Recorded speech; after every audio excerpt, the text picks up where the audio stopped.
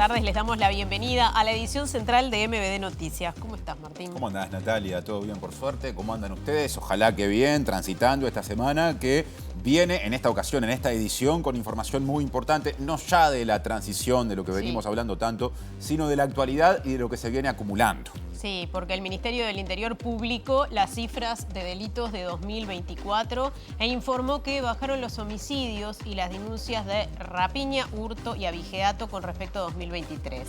El cuadro comparativo difundido por la cartera también establece que los 4 delitos bajaron con respecto a 2019, el último año entero del gobierno pasado. De todos modos, de la cifra se desprende que en los 4 años enteros de este gobierno hubo más asesinatos que en igual lapso del gobierno pasado y que este quinquenio, todavía no cerrado, se encamina a ser el de más homicidios de la historia. En cambio, es un hecho que las denuncias de rapiña, hurto y abigeato al final de este periodo de gobierno van a ser menos que las acumuladas en el periodo de gobierno anterior.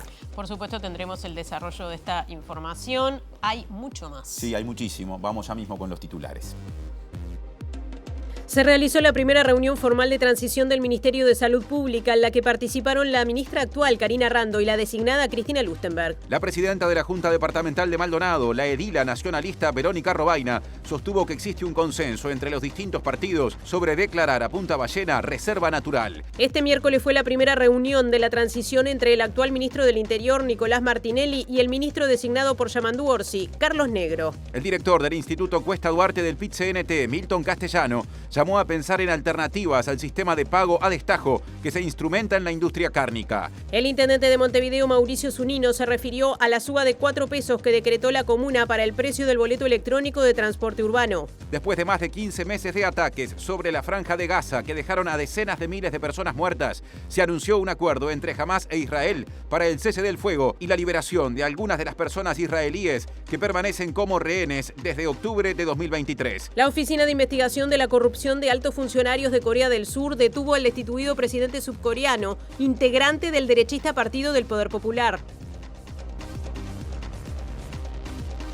Recuerden que nos pueden seguir a través de YouTube, en el canal de TV Ciudad, justamente en esa plataforma, y también en la web tvciudad.uy, y que nos pueden escuchar como siempre mediante Uniradio 107.7 de FM en Montevideo y el área metropolitana, y su página web uniradio.edu.uy. Sigue Natalia porque hay adelantos desde fuera de estudios. Sí, comenzamos con el Ministerio del Interior. Allí mismo está Diego Martini, donde hace un ratito se difundieron estas cifras de delitos de 2024. Vamos ya mismo al adelanto de Diego.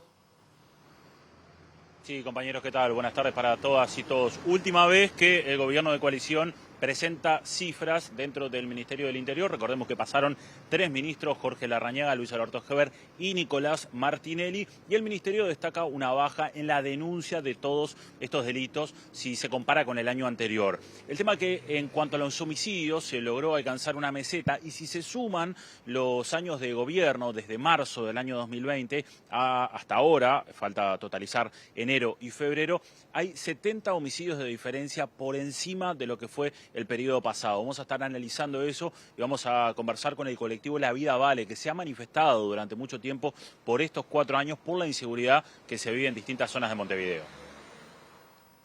Y el gobierno electo está preocupado por atrasos a pago de proveedores por parte de ACE. Martín Duarte nos informa.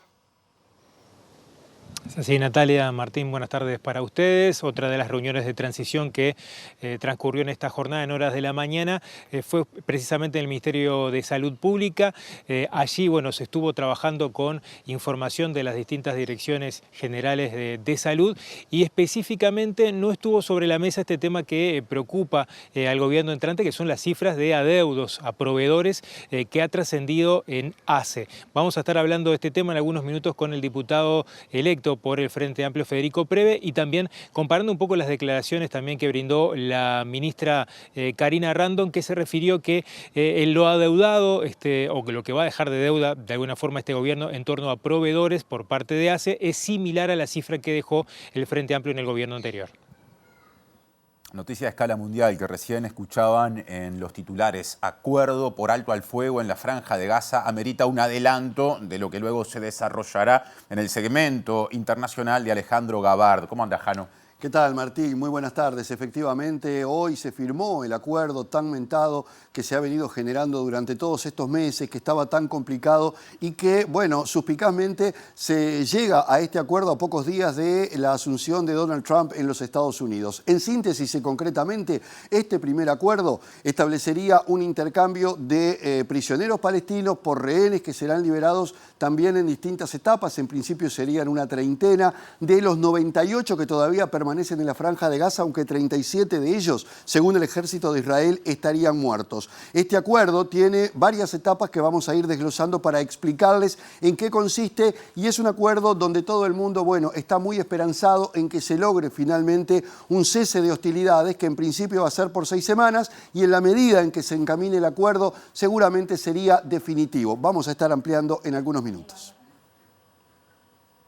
Y lo que sigue no es estrictamente internacional, pero tiene algo de eso, porque el senador Frente Amplista reelecto, Mario Vergara, discrepó públicamente con el secretario general del Partido Comunista del Uruguay y ministro de Trabajo y Seguridad Social, Juan Castillo, por dichos que este último realizó ayer con respecto a la situación política de Venezuela. Los venezolanos han elegido este gobierno y este gobierno se está integrando allí.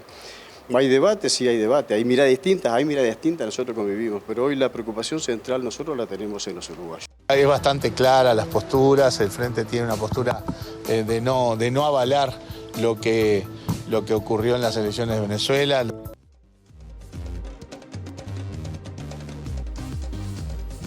Bueno, y el desarrollo de la información lo iniciamos hablando de la transición. Hoy ha sido un día con varias noticias que han surgido a partir de este momento.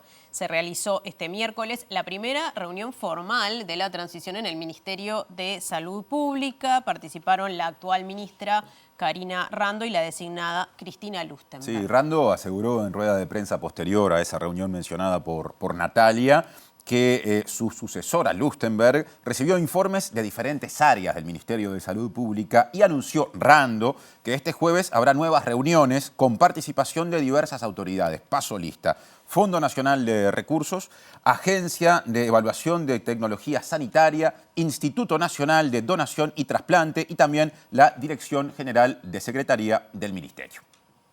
Se habló de diferentes proyectos que tenemos en cuanto a relaciones internacionales, a proyectos de la DIGESA, a proyectos específicos de cooperación internacional.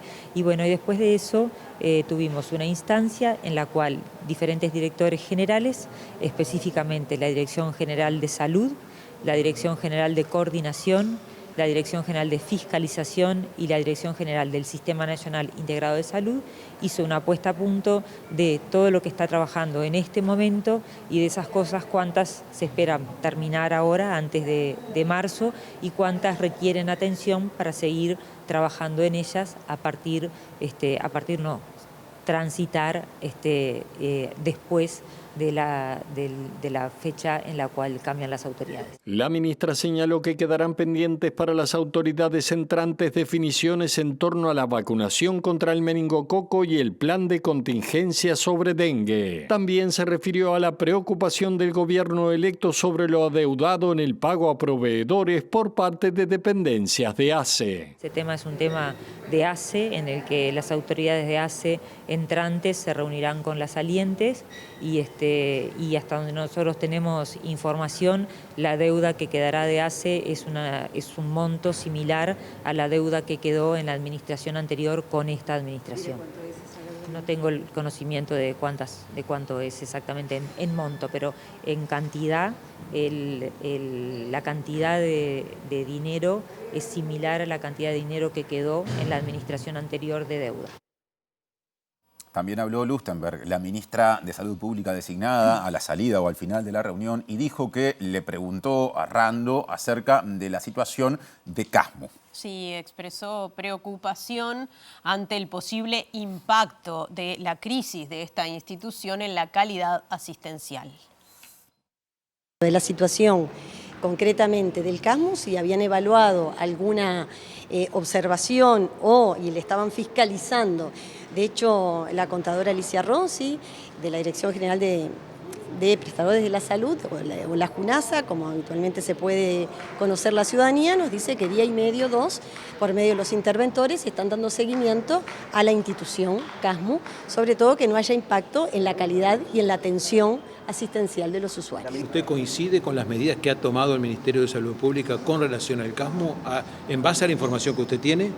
Nosotros hoy estamos como equipo formado por quienes conocen mucho el funcionamiento del CASMU y de la institución, en conjunto con el Ministerio de Economía y Finanzas, de las autoridades nuestras entrantes, analizando toda la coyuntura del CASMU, y no nos corresponde más nada por ahora decir públicamente. Porque periodísticamente trascendió que habían diferencias entre usted y lo que señalaba el subsecretario Brioso. Brioso había dicho de que habría que intervenir con desplazamiento de autoridades. Y usted, bueno, de alguna manera, eso no es contraver eso, ¿no? El doctor Brioso lo dijo en una entrevista. Desde el punto de vista personal, todavía no es la posición que tenemos laudada políticamente. En conjunto también tomaremos nuestra opinión con el presidente electo, Yamandu Orsi.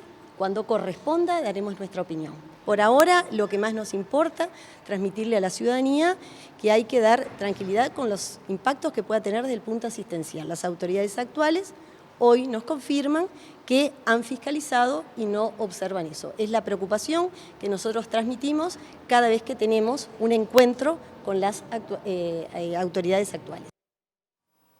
Bueno, y la futura ministra de Salud Pública aseguró que el próximo gobierno trabajará desde el inicio para disminuir los tiempos de espera de especialistas. Y también dijo que el acceso a los medicamentos va a ser otra de sus prioridades. Por ahora nosotros estamos haciendo una evaluación.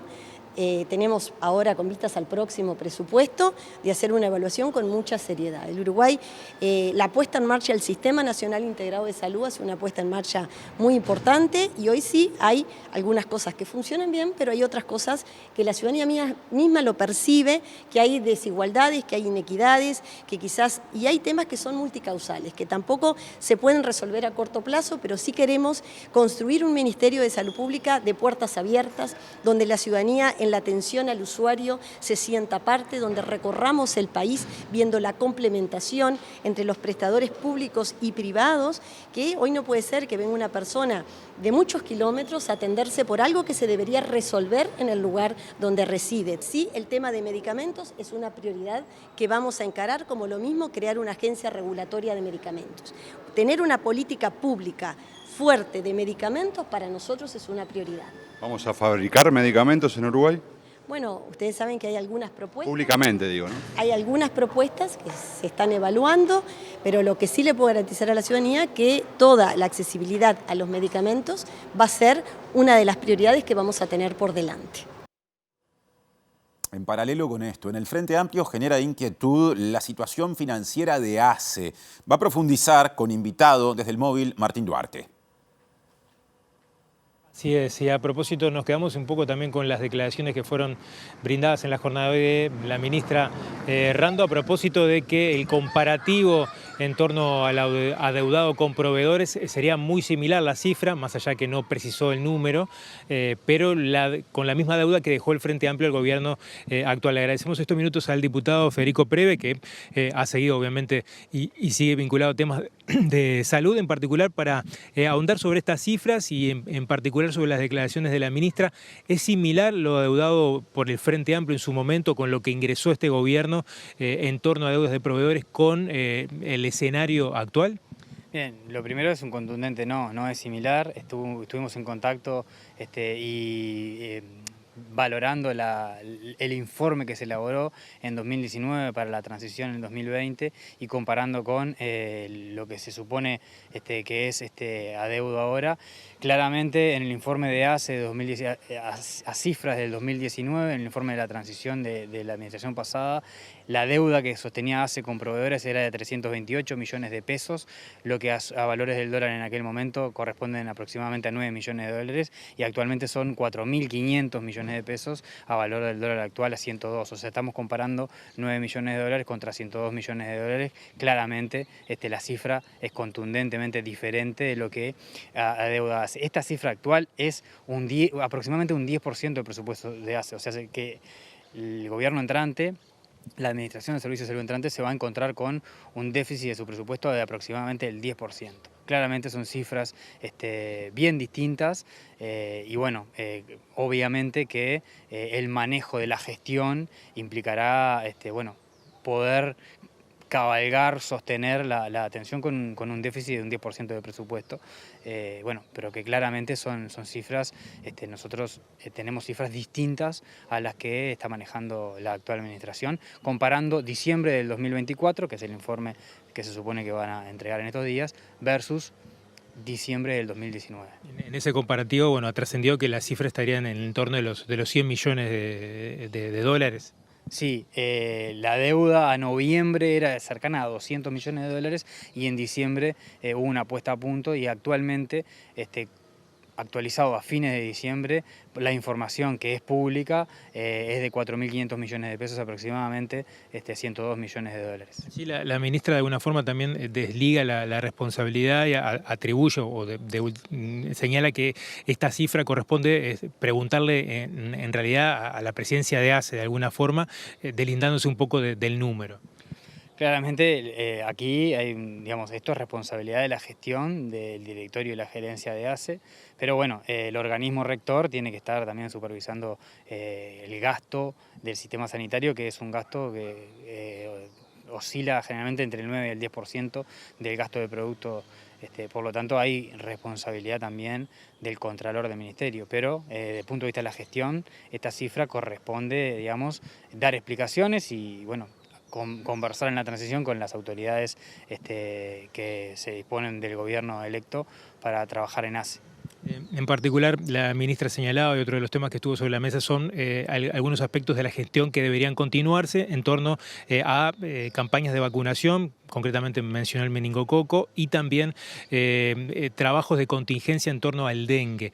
En ese sentido, ¿cuál es tu mirada de lo que se debe trabajar y aportar a nivel de esos dos temas, ¿no? Bueno, no estaría contando con la información como para hacer una valoración seria. Con respecto a la vacunación del meningococo, hay que valorar si es estrictamente necesaria, si está financiada. Los casos en general de meningococo en el país oscilan entre 30 y 40 por año, si bien son casos graves, y bueno, por eso hay que valorar bien si hay financiamiento y si hay financiamiento, el impacto que puede tener en la salud de la población. Con respecto a los virus emergentes como el dengue, nosotros hicimos con el senador Carrera y con algunos otros técnicos en el 2022 y el 2023 pedidos de informes para ver si había planes y programas de prevención sobre dengue. No había planes ni programas de prevención. La primera campaña de bien público fue luego de que tuvimos casos autóctonos en 2024 y actualmente hablan de planes de contingencia. Los planes de contingencia son para cuando ya hay casos. No estamos hablando de campañas de prevención.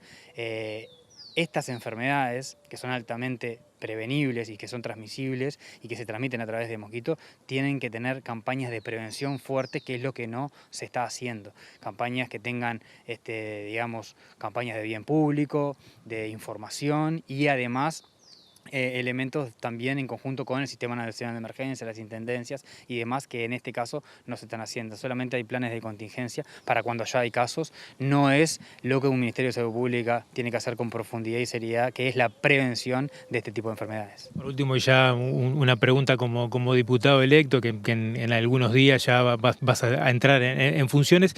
¿Cómo se mira desde el legislativo, y en particular uno de los temas que hubo por ahí miradas contrapuestas acerca de si estuvo en la conversación o no, que tiene que ver con la salud mutual, en este caso en particular del CASMU, que tuvo su inyección de dinero y su monitoreo actual por parte del gobierno, y algunas otras mutualistas como CUDAN, que también se encuentran en una situación delicada, ¿no?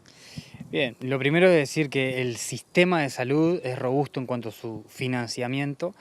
Hay que hacer de repente algunos cambios en lo que tiene que ver con los modelos de gestión y con el peso del control de la Junta Nacional de Salud y la Rectoría del Ministerio de Salud Público sobre todo el sistema. En eso vamos a trabajar desde el punto de vista legislativo en conjunto con las autoridades del Ministerio de Salud Pública.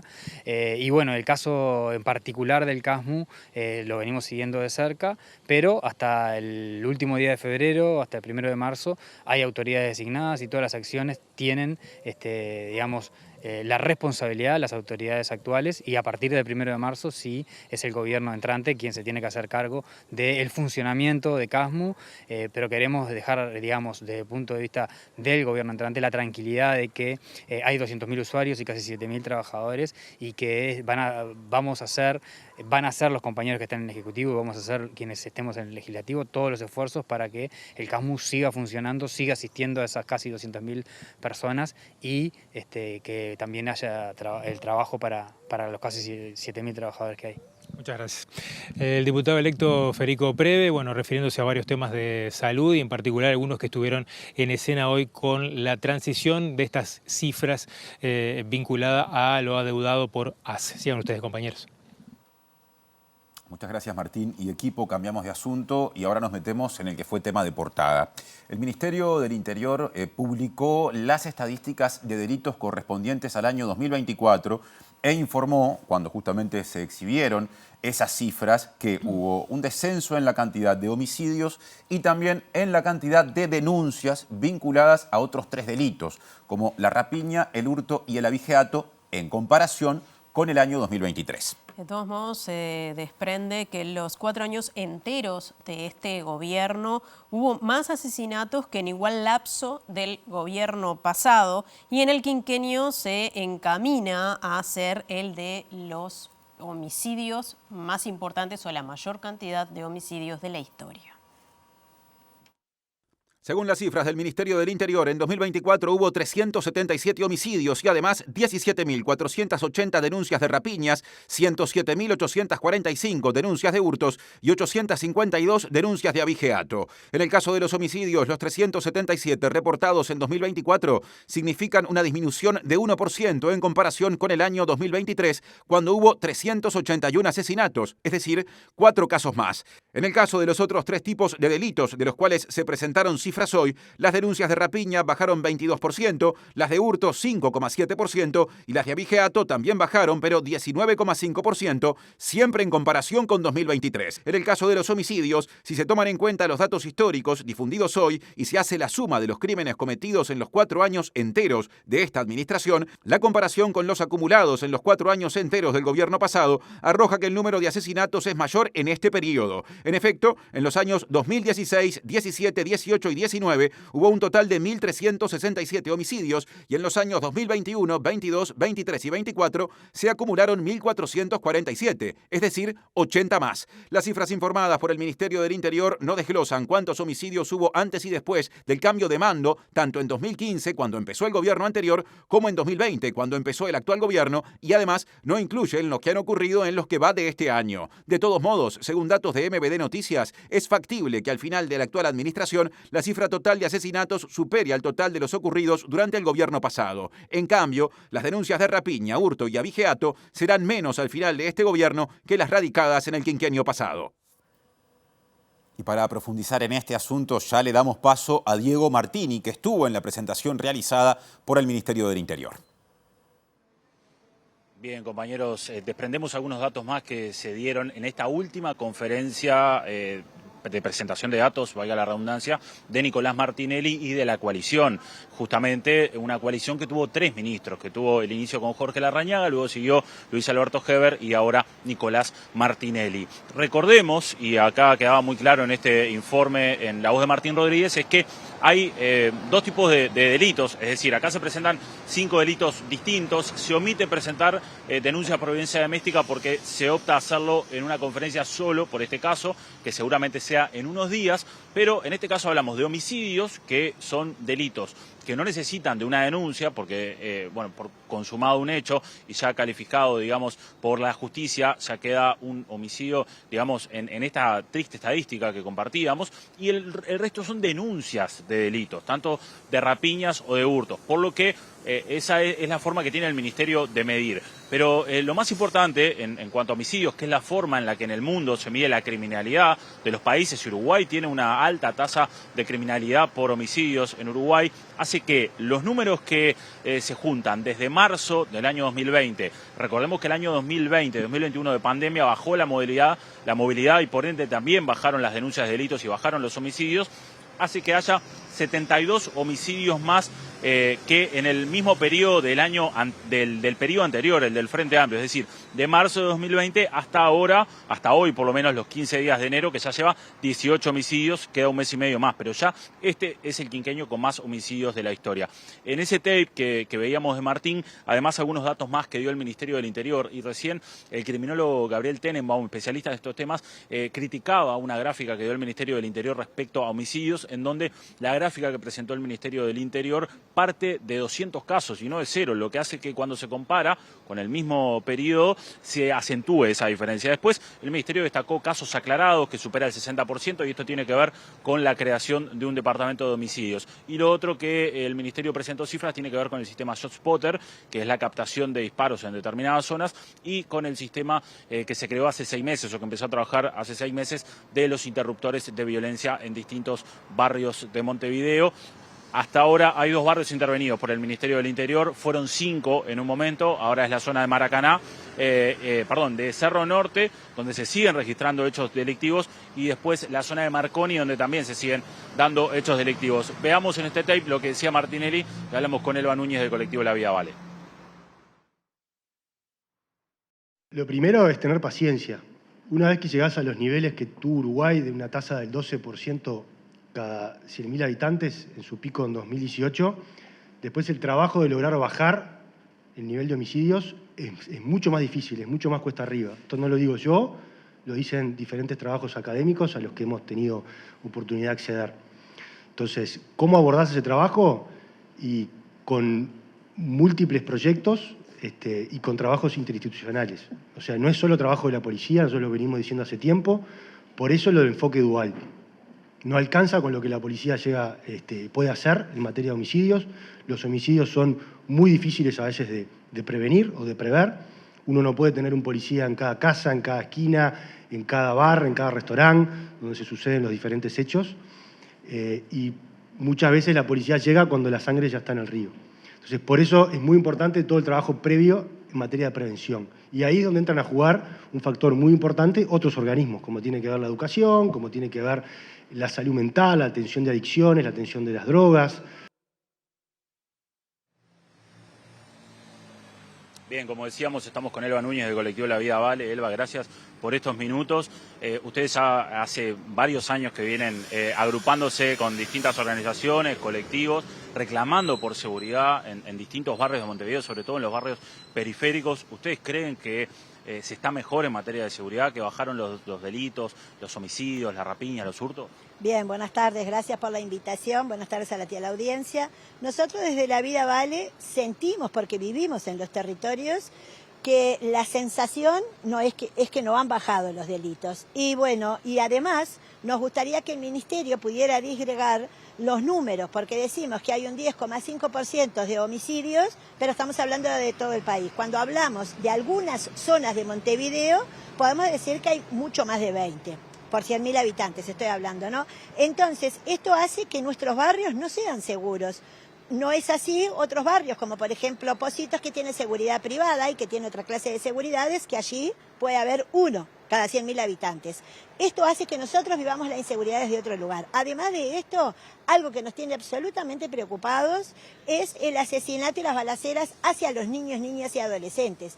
Día a día nos levantamos con la noticia de que hay un niño, una niña o un adolescente baleado o muerto en uno de nuestros territorios. Esto no ha bajado, todo lo contrario, son números que aumentan, y no solamente al colectivo La Vida Vale y a quienes integran este colectivo con nosotros, sino PIAS, que es la plataforma de infancias y adolescencias, todos los días saca una placa diciendo esto, ¿no? Que hay un niño baleado o hay un niño lesionado por estas violencias. Esto quiere decir que para las poblaciones más, digamos, que vivimos en las márgenes de Montevideo, la seguridad no ha cambiado. Se pueden decir y mostrar números. Nosotros vivimos desde otro lugar. Aprovecho porque ahora traías el tema de niños y niñas y adolescentes baleados y casos de homicidios que se dieron. El ministro hoy en una conferencia larga que dio negó que hayan aumentado, en este caso, los niños y niñas baleados. ¿Consideran que se construye un relato a partir de estos números por parte del ministerio y no se conoce la realidad justamente de determinados barrios? Bueno, me gustaría que el ministro vaya al Pereira Rosell y escuche a los trabajadores y a las trabajadoras del Pereira Rosell Rosell, que esto es lo que denuncian, asustados están de la cantidad de niños, niñas y adolescentes que llegan al Hospital Pereira Rosell, que es el especialista en los niños, con niños baleados. O sea que me gustaría que el ministro pudiera hacer esta comparación. Una cosa son los números fríos, otra cosa son las personas, niñas y niños, que ingresan al Pereira Rosell lesionados por balas. Esto me gustaría poder compararlo o contrastarlo con la realidad, no con lo que el ministro dice. ¿Fueron recibidos alguna vez por las autoridades del ministerio? No, no fuimos recibidos nunca por las autoridades del ministerio ni por el Poder Ejecutivo. No fuimos recibidos nada más que por el director de Convivencia y Seguridad Ciudadana. Matías Terra. Por Matías Terra en este momento, anteriormente el otro. Después no, a nadie le interesó lo que nosotros teníamos para aportar. Tenemos ahora la tranquilidad porque nosotros tenemos un proyecto muy interesante de los nodos de convivencia comunitaria que, bueno, este nuevo gobierno nos ha invitado a conversar con el ministro de Desarrollo Social para contarle qué es lo que nosotros queremos y cómo nos gustaría desarrollarlo en diferentes lugares del país y que cada uno de los lugares lo vaya, digamos que adaptando a su situación y a su idiosincrasia. Esto es muy interesante y bueno, y nos alegra de que este nuevo gobierno tenga la mente un poco más abierta y escuche a la sociedad civil organizada. Elba, gracias por estos minutos. No, por favor, a ustedes. Buenas tardes. Volvemos a estudios, compañeros, y ahora Elba lo planteaba, seguramente en próximos días el Ministerio publique en su página web el desglose con todos los datos del año 2024 que van a incluir datos demográficos, datos etarios, etcétera. Bien, muchas gracias Diego y equipo. Nos quedamos en el Ministerio del Interior porque hoy ocurrió la segunda reunión de transición entre Nicolás Martinelli, el actual ministro, y el designado Carlos Negro. Claro, y Negro habló al final de esa reunión y dijo que en líneas generales él y Martinelli comparten una visión acerca de la necesidad de generar algo así como equilibrio entre la prevención y la represión del delito. Y también dijo, ya ahí a título personal, que está preocupado por los actuales niveles de violencia que hay en la sociedad y en particular por la cantidad de homicidios. Dijo esto, vale aclararlo, antes de que se conocieran, por lo menos públicamente, las cifras de delitos del año pasado que difundió esta tarde el Ministerio del Interior. Y bueno, que la situación más preocupante a nuestro juicio sigue siendo el tema de la violencia. Y como indicador del tema de la violencia, como indicador principal de esa violencia que existe hoy por hoy y que viene estabilizada durante tantos años, es el tema de los homicidios. Y sobre ese tema es que el futuro ministerio va a trabajar. Nosotros tenemos una debilidad ahí en materia de números de delitos porque sabemos que los números son de denuncias. Ese es un indicador bastante complejo y complicado para tener una noción clara de cuál es el número y la calidad de los delitos.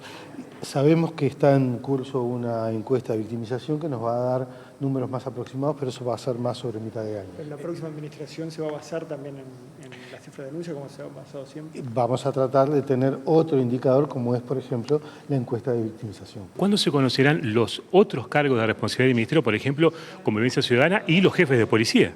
Bueno, el Ministerio es muy grande, como usted sabe, y hacer todos los anuncios conjuntamente implicaría dilatar eso muy sobre la fecha de la asunción del nuevo presidente.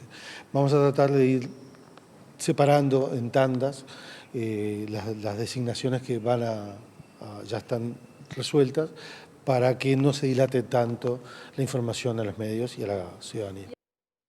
Presenta Mercado Agrícola de Montevideo, en el corazón de un barrio donde late la ciudad. Mercado de Historias. Mercado de Historia.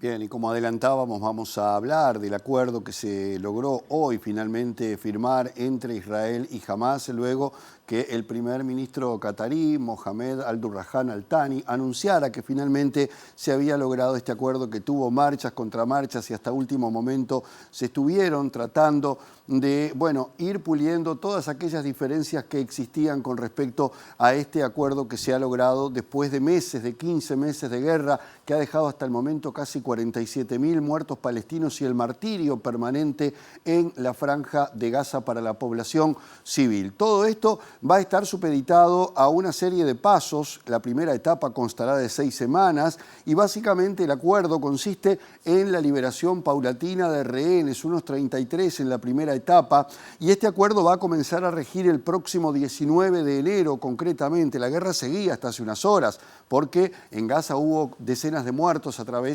raíz de algunos ataques israelíes, pero el acuerdo ya es un hecho y fue celebrado por muchísimos países en el mundo, por organizaciones, por el propio gobierno de los Estados Unidos. Y vamos a ver brevemente algunos aspectos que tiene este acuerdo que se ha logrado, que consiste en la retirada de las fuerzas israelíes, algo que al principio no era totalmente algo acordable por parte de Israel, y de lo que representan los corredores donde se han asentado las fuerzas israelíes. El corredor de Filadelfia, que en el suroeste de la Franja de Gaza separa a la Franja de Egipto, y particularmente el corredor de Netzarim, que dividía en dos a la Franja de Gaza por razones operacionales de las Fuerzas Armadas israelíes. Este acuerdo consiste básicamente, como decíamos, en la liberación de rehenes, pero también de prisioneros palestinos, y no va a estar exento de discusiones y problemas, sobre todo las que se van a dar en el gobierno israelí. Hay que decir, por otra parte, que los familiares de los rehenes han celebrado por todo lo alto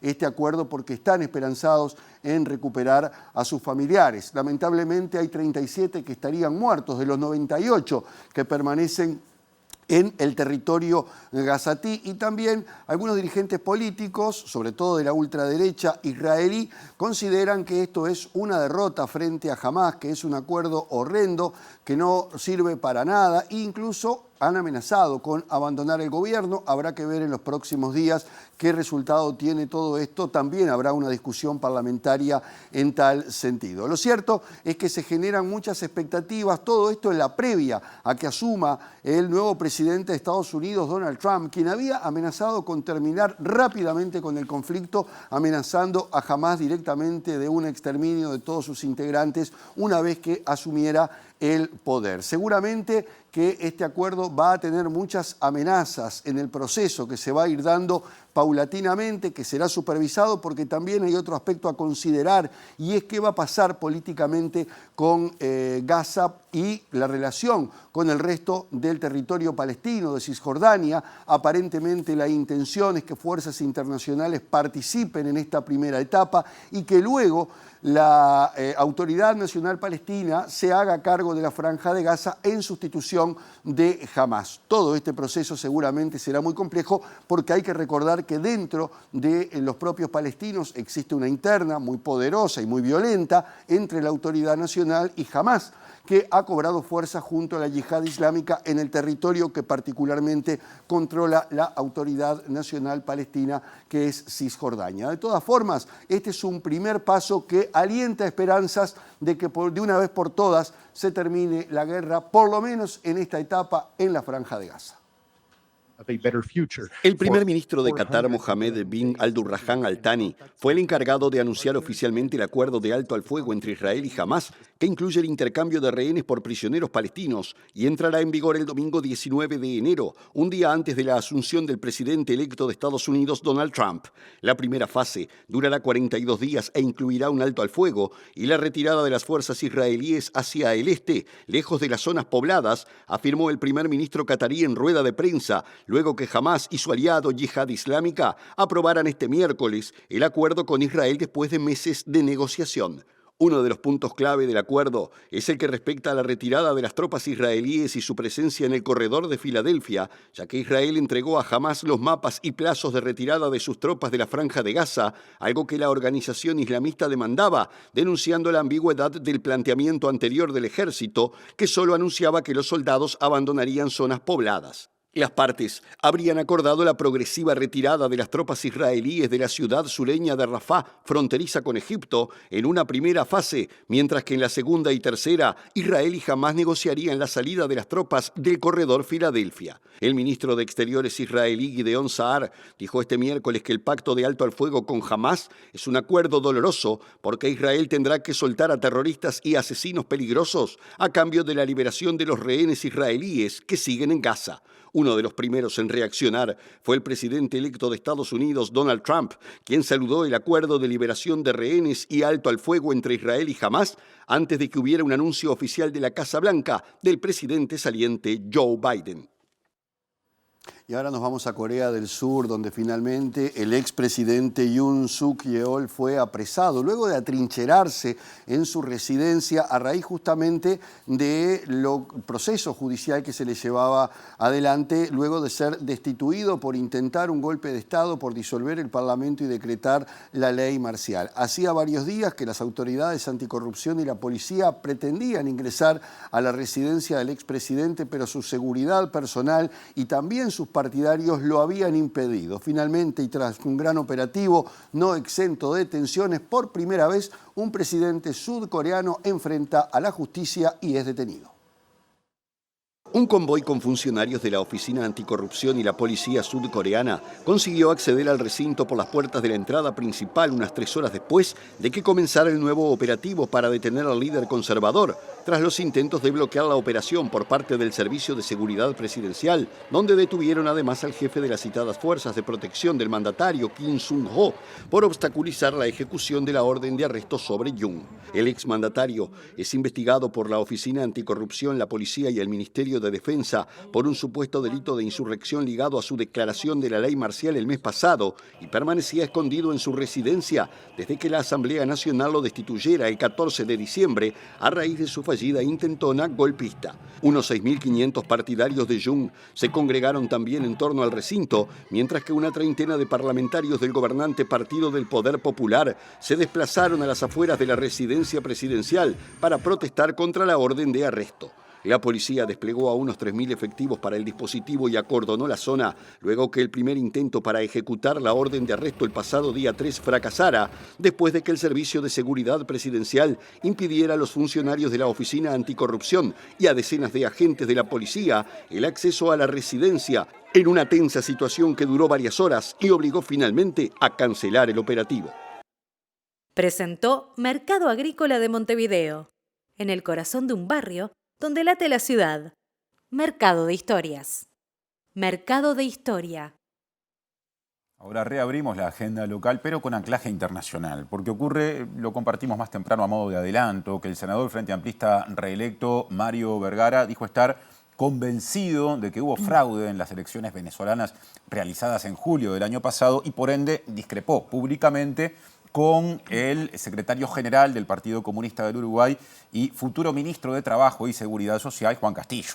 Horas antes, Castillo había dicho que la población venezolana eligió al actual gobierno en ese país encabezado por Nicolás Maduro. El Frente Amplio como tal ya se ha expresado claramente en sus resoluciones, que a cada rato, o sea, no tenemos que agregar más nada. Los venezolanos han elegido este gobierno y este gobierno se está integrando allí. ¿Hay debate? Sí hay debate. Hay miradas distintas, nosotros convivimos, pero hoy la preocupación central nosotros la tenemos en los uruguayos. Aparte que el presidente actual haya recibido al líder opositor. Que lo reciba. De ahí nadie le puede impedir al presidente actual que reciba a quien él quiera. No nos pueden dar línea a nosotros porque nosotros somos el gobierno electo. Del 1 de marzo para adelante la responsabilidad es nuestra. ¿Urrutia tendría que haberse reunido con Orsi? Urrutia... González Urrutia. Bueno, ¿por qué? ¿Quién es Urrutia? Urrutia, que él se autoproclama presidente, tampoco mostró las actas. El senador frente amplista Mario Vergara aseguró no coincidir en la visión de Juan Castillo y aspira a que el presidente venezolano no sea invitado a la asunción de Yamandu Orsi. Yo creo que es bastante clara las posturas, el Frente tiene una postura de no avalar lo que ocurrió en las elecciones de Venezuela, no coincidimos en esa visión. Sí en los vínculos culturales, en los vínculos familiares en muchos casos, porque Venezuela supo ser un país muy generoso a la hora del periodo de la dictadura en Uruguay, pero más allá de eso no creo que sea una cuestión más trascendente de lo que ocurre en tantos otros países en el mundo. Nos vamos al departamento de Maldonado porque la presidenta de la Junta Departamental sostuvo que existe un consenso entre los distintos partidos para declarar a Punta Ballena reserva natural y prohibir la edificación en determinados predios. Verónica Robaina es el nombre de la edila del Partido Nacional que se manifestó, que dijo que la solicitud, que recordemos fue impulsada por la ciudadanía en oposición a un megaproyecto inmobiliario que se había presentado para desarrollar justamente en Punta Ballena, seguramente termine contando con el apoyo necesario en términos de votos en la Junta Departamental de Maldonado. La Corte Electoral informó que se alcanzaron las firmas necesarias para que se considere declarar a Punta Ballena como reserva natural departamental. Los ediles deberán tratar la solicitud formulada por la ciudadanía en 60 días. En caso de que no se pronuncien o la rechacen, el intendente deberá convocar a un referéndum. La presidenta de la Junta de Maldonado, edila nacionalista Verónica Robaina, dijo a MBD Noticias que no cree que se llegue a la instancia de consulta popular, dado que la iniciativa tiene el visto bueno de la mayoría de los ediles. Existe por parte de todos los actores políticos acá en Maldonado un consenso y una misma voluntad, o sea que seguramente vamos a trabajar todos en la misma línea con este expediente. Todos tenemos ese sentimiento que tienen los vecinos que fueron de pronto los de la iniciativa y los que hicieron todo ese gran trabajo a reunir las firmas, es el que tenemos todos acá. Entonces es muy probable que estén todos los votos necesarios para poder aprobar este. Sí, sin lugar a dudas. La línea, el lineamiento seguro de todos los dos va a ser exactamente ese. No creo que vaya a demorarse demasiado ni vayamos a tener que usar los tiempos, el tiempo máximo que nos permite para tratarlo. La petición surgió en respuesta a un megaproyecto inmobiliario en la costa, cuyo trámite ambiental está en curso, aunque no cuenta con informes favorables por parte del equipo técnico de evaluación del Ministerio de Ambiente. Ahora Montevideo, el intendente Mauricio Zunino dijo que los costos del sistema de transporte colectivo hicieron necesario aplicar los ajustes en una serie de boletos urbanos que rigen desde el pasado día martes. De todos modos, entrevistado por Canal 4, destacó la decisión tomada de no subir el precio de los boletos para personas jubiladas categoría A y para la población beneficiaria del Plan ABC. Es un aspecto que teníamos analizándolo, veníamos trabajando en cuánto debería incrementarse, cómo debería ajustarse y cómo debería básicamente hacer una actualización del valor sobre los costos de la paramétrica que se venían desarrollando. Esto implica también que la variación del precio del boleto no se da para todas las categorías iguales, es más, hace 5 años que no sube el de jubilados de menores ingresos, el jubilado categoría A, que no tuvo modificaciones ahora, tampoco tuvo modificaciones el boleto ABC, que son aquellas personas de bajos recursos que tienen la tarjeta Uruguay Social, que van a poder seguir pagando el mismo precio de boleto. Por lo tanto, es una adecuación que lo vamos analizando sobre qué tipo de boleto y sobre qué acciones tiene que efectivamente lograrse.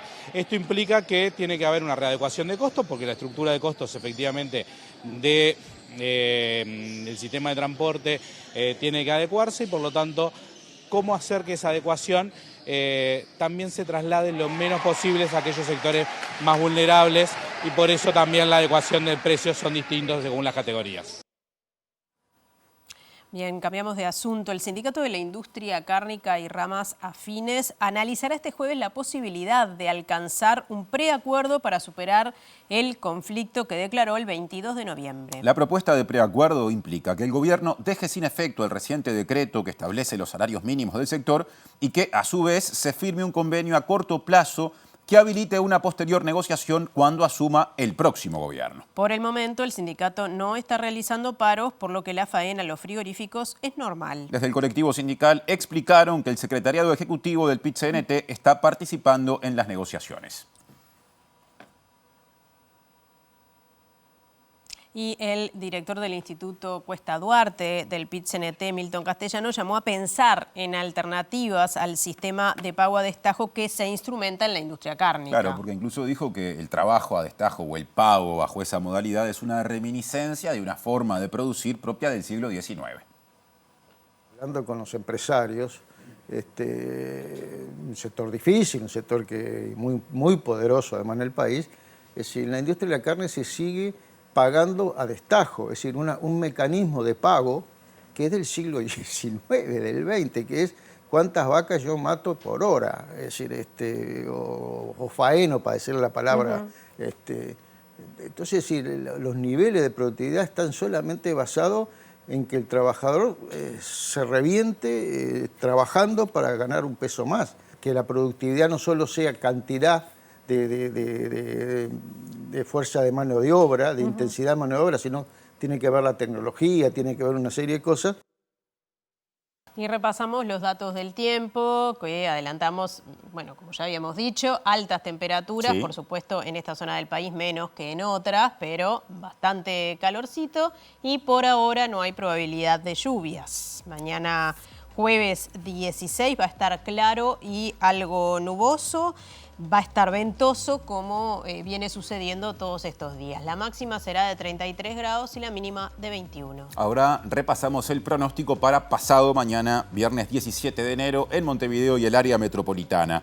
Por la mañana, cielo algo nuboso y nuboso, con baja probabilidad de tormentas aisladas en caso de que se presenten y además con neblinas. Por la tarde y la noche, aumento de nubosidad con probable formación de tormentas aisladas. La temperatura mínima prevista para el viernes, 22 grados y la máxima, 31.